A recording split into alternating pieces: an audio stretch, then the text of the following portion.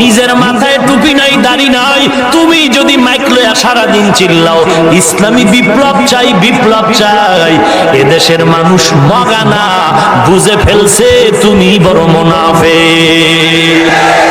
ইয়া আইয়ুহাল্লাযীনা আমানু লিমা তাকুলুনা মা লা তাফআলুন।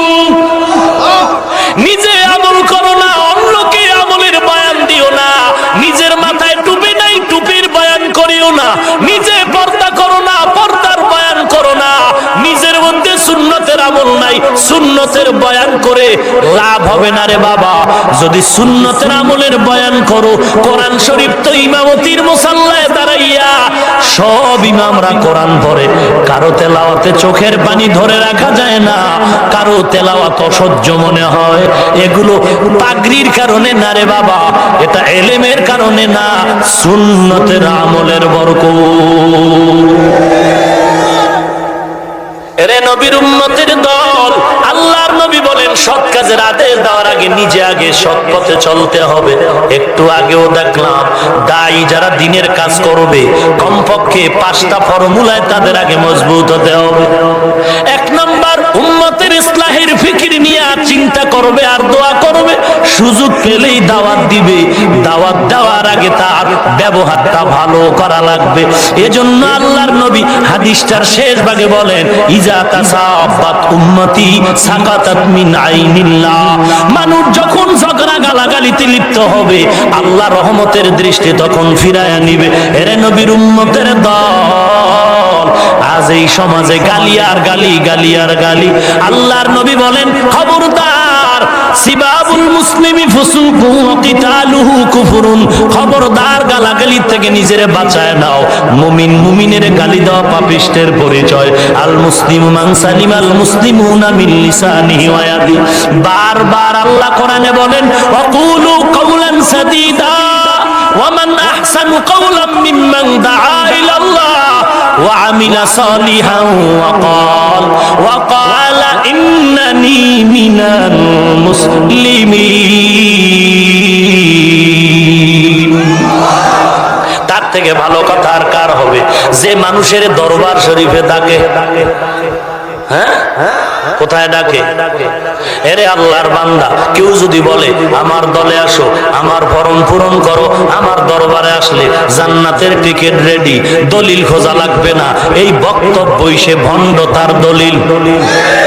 আর কেউ যদি বলে আমার না, আমার ভক্ত হতে বলি না, সবাই আল্লাহর তরিকা মতে চলো, নবীর তরিকা মতে চলো, এই কথাটাই দলিল হলো তারা আহলে হক।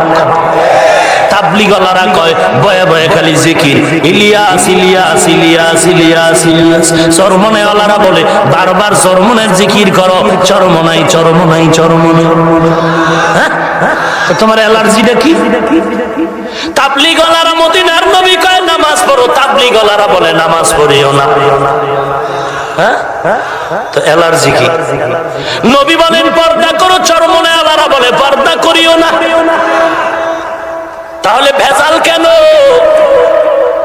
নবী বলেন পর্দা করো, হালাল খাও, নামাজ পড়ো, প্রতিবেশীর হক আদায় করো, গালি দিও না। তাবলীগওয়ালারাও বলে নামাজ পড়ো, পর্দা করো, হালাল খাও, গালি দিও না। চরমনাইওয়ালারাও বলে হালাল খাও, পর্দা করো, উজানিওয়ালারাও, বাহাদুরপুরওয়ালারা, আহলে হক ওলামায়ে কেরাম সবাই বলে হালাল খাও, হক আদায় করো, গালাগালি বন্ধ করো, নামাজ পড়ো, হালাল ভাবে জীবন যাপন করো।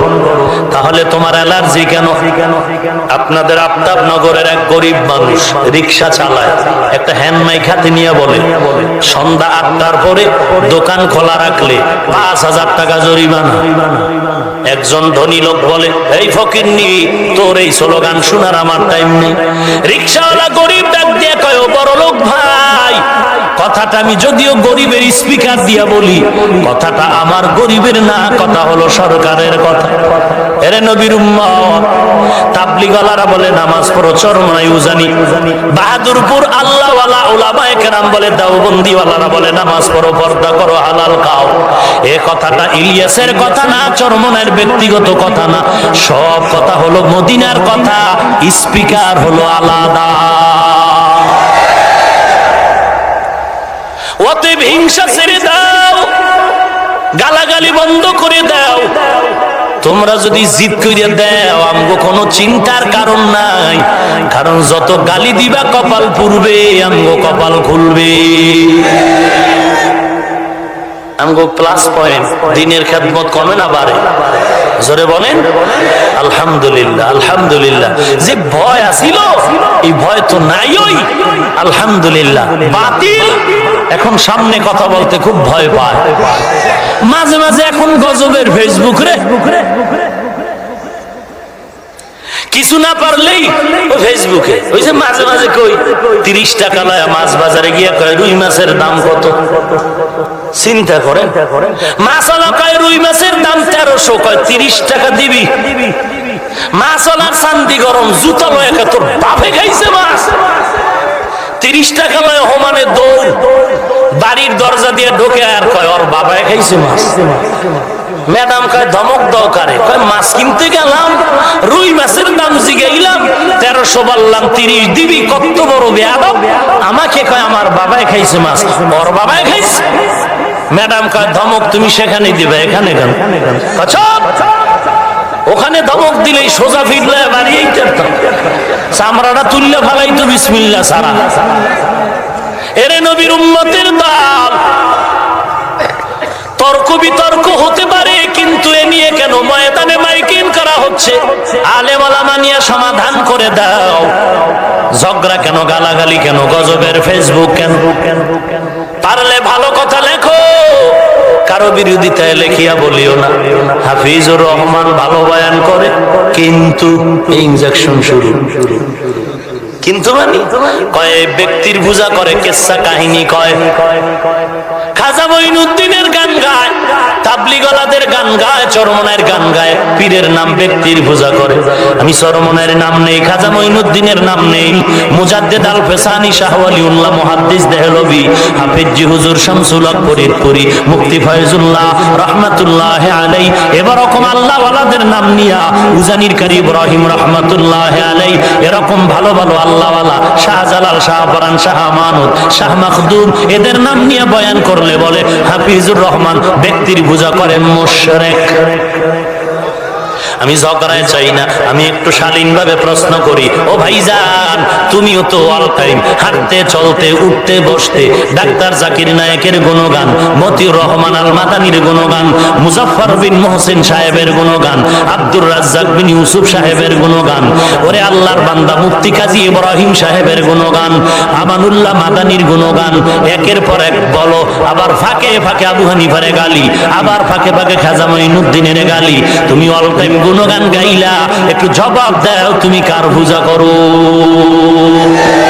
আমগো বরিশালে কয় নিজের বেলায় টাইনা ধরিস, পরের বেলায় বান্না মরিস। নিজেরটা 16 আনা, পরের দেখা নাও না, বাটপার। আল্লাহ হেদায়েত দান করুক। সমস্যা হইছে ছোটবেলা থেকেই বেদবি শিখি নাই, নাইলে আমরা টুপিওয়ালা দেওবন্দি আহলে হক, আমরা তাবলিগওয়ালা চরমনাই উজানি যদি বাঁশের লাঠি লই ফালানোরও জায়গা পাবি না। সমস্যা হলো আমরা বেয়াদবি শিখি নাই, মুরব্বীরা শিখা